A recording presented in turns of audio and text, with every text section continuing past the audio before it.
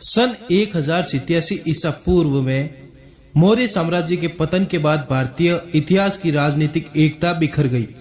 इस खंडित एकता के चलते देश के उत्तर पश्चिमी मार्गों से कई विदेशी आक्रांताओं ने आकर अनेक भागों में एक ओर जहां लूटपाट की, वहीं दूसरी ओर उन्होंने अपने अपने राज्य स्थापित कर लिए।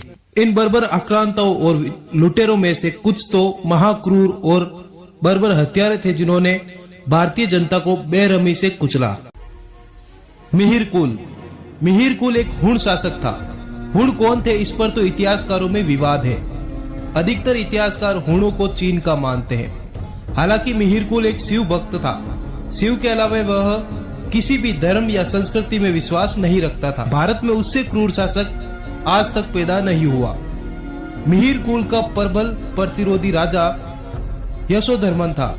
मिहिर कुल हुण सम्राट तोरमान और उसके पुत्र मिहिर कुल भारतीय इतिहास में अपनी खूंखार ध्वंसात्मक प्रवृत्ति के लिए प्रसिद्ध है। 450 ईस्वी के लगभग हुण गंधार इलाके के शासक थे। जब उन्होंने वहां से सारे सिंधु घाटी प्रदेश को जीत लिया, कुछ समय बाद ही उन्होंने मारवाड़ और पश्चिमी राजस्थान के इलाके भी जीत लिए। मिहिर कुल हुण शासकों में से सबसे कट्टर शिव भक्त था। उसने अपने शासनकाल में हजारों शिव मंदिर बनवाए।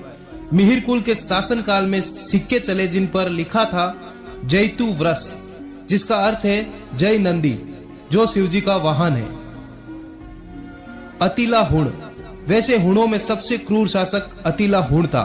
अतिला के नाम से पूरा पश्चिमी दक्षिणी एशिया के साथ पूरा यूरोप कांपता था।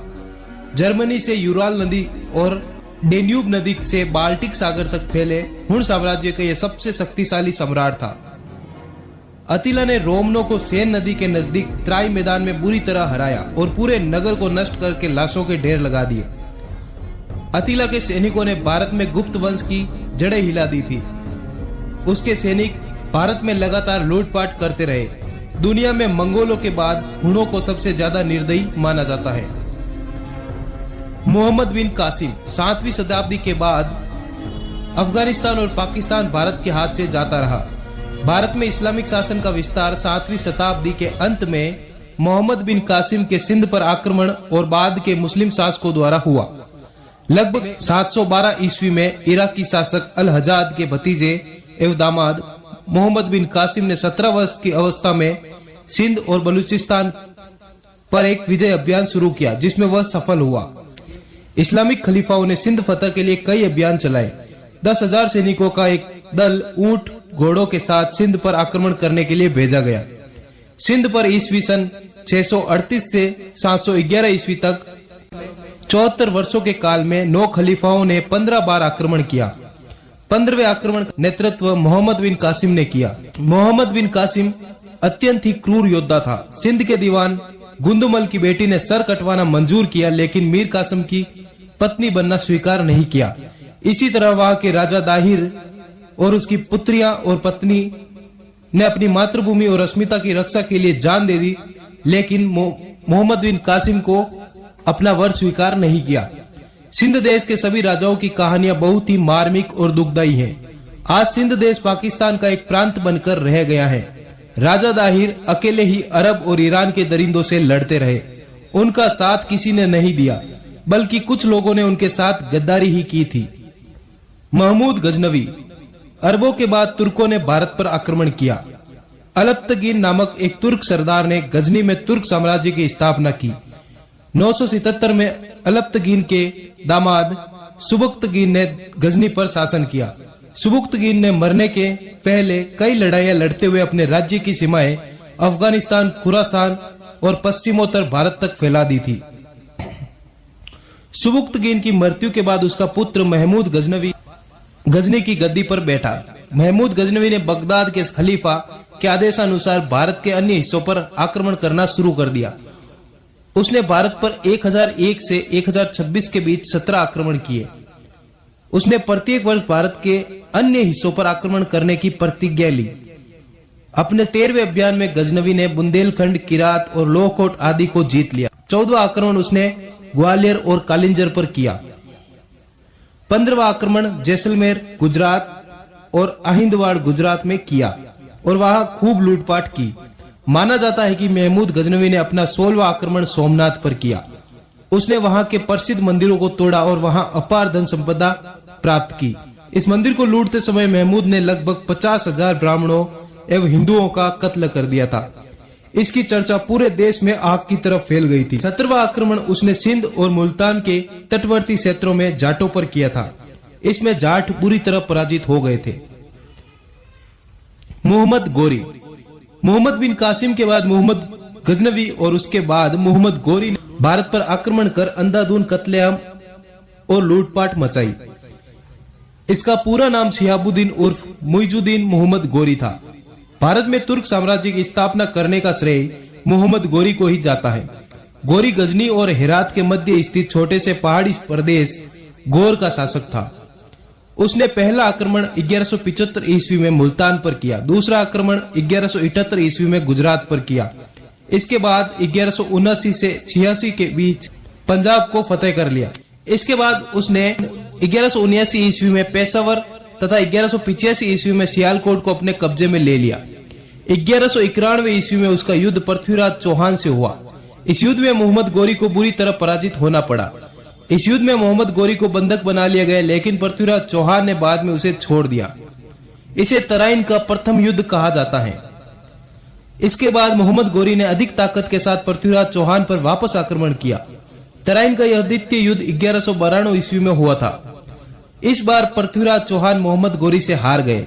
मोहम्मद गोरी ने उनको बंधक बनाया। ऐसा माना जाता है कि बाद में उन्हें गजनी ले जाकर मार दिया गया। गोरी भारत में गुलाम वंश का शासन स्थापित करके पुनः अपने राज्य गजनी लौट गया। तैमूर लंग भी चंगेज खान जैसा शासक बनना चाहता था।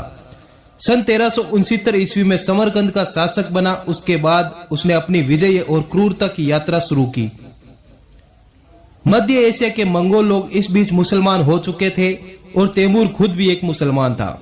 क्रूरता के मामले में वह चंगेज खान की तरह ही था। कहते हैं कि एक जगह उसने 2000 जिंदा आदमियों की एक मीनार बनवाई और उन्हें ईंटों और गार से चुनवा दिया। जब तैमूर ने भारत पर आक्रमण किया तब उत्तर भारत में तुगलक वंश का राज्य था। 1399 में तैमूर लंग द्वारा दिल्ली पर आक्रमण करने के साथ ही तुगलक साम्राज्य का अंत माना जाना चाहिए।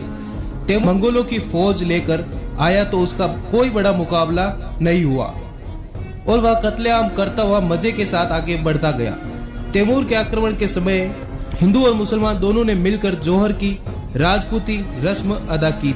दिल्ली में वह 15 दिन रहा और उसने इस बड़े शहर को कसाई खाना बना दिया। बाद में कश्मीर को लूटता हुआ वह समरकंद वापस लौट गया।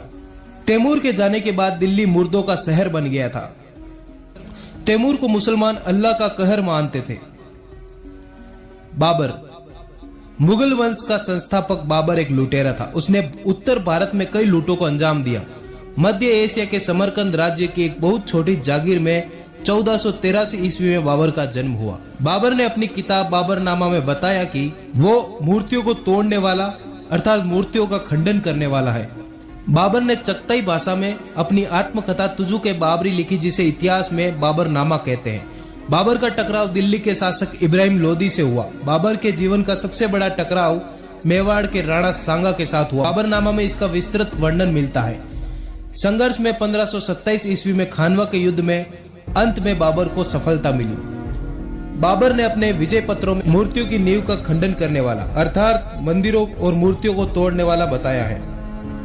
इस भयंकर संघर्ष से बाबर को गाजी की उपाधि मिली। गाजी वह होता है जो काफिरों का कत्ल करे। बाबर ने अमानुषिक ढंग क्रूरता पूर्वक हिंदुओं का नरसंहार ही नहीं किया बल्कि अनेक हिंदू मंदिरों को भी नष्ट किया। बाबर की आज्ञा से मीर बाकी ने अयोध्या में राम जन्मभूमि पर निर्मित प्रसिद्ध मंदिर को नष्ट करके वहां मस्जिद बनवाई। औरंगजेब। भारत में मुगल शासकों में सबसे क्रूर औरंगजेब था। मुइजुद्दीन मोहम्मद औरंगजेब का जन्म 1618 ईस्वी में हुआ था। शाहजहां के बाद मुइजुद्दीन मोहम्मद औरंगजेब ने तख्त संभाला। हिंदुस्तान के इतिहास के सबसे जालिम शासक जिसने अपने पिता को कैद किया, अपने सगे भाइयों भतीजों की बेरहमी से हत्या की, गुरु तेग बहादुर का सर कटवाया, गुरु गोविंद सिंह के बच्चों को जिंदा दीवार में चुनवाया, जिसने सैकड़ों मंदिर को तुड़वाया, जिसने अपनी प्रजा पर बेइंतहा जुल्म किए और अपने शासन क्षेत्र में गैर मुस्लिमों के लिए मुनादी करवा दी थी कि या तो वह इस्लाम अपना ले या फिर मरने के लिए तैयार रहे। औरंगजेब एक तुर्क था। उसके काल में ही उत्तर भारत में इस्लामीकरण हुआ। अधिकतर ब्राह्मणों को या तो मुसलमान बनना पड़ा या उनको उत्तर प्रदेश को छोड़कर महाराष्ट्र या मध्य प्रदेश के गांवों में शरण लेनी पड़ी। उत्तर प्रदेश के प्रसिद्ध इतिहासकार राधा कृष्ण बुंदेली के अनुसार मुगल शासक औरंगजेब ने अपनी सेना को सन 1669 में जारी अपने एक हुक्मनामे पर हिंदुओं के सभी मंदिर ध्वस्त करने का आदेश दिया था। इस दौरान सोमनाथ मंदिर, वाराणसी का मंदिर, मथुरा का केशवराय मंदिर के अलावा कई हिंदू देवी देवताओं के प्रसिद्ध मंदिर तोड़ दिए गए थे। औरंगजेब ने हिंदू त्योहारों को सार्वजनिक तौर पर मनाने पर प्रतिबंध लगाया था। उसने हिंदू मंदिरों को तोड़ने का आदेश दिया। औरंगजेब दारुल हर्ब अर्थात काफिरों का देश भारत को दारुल इस्लाम अर्थात इस्लाम का देश में परिवर्तित करने को अपना महत्वपूर्ण लक्ष्य मानता था।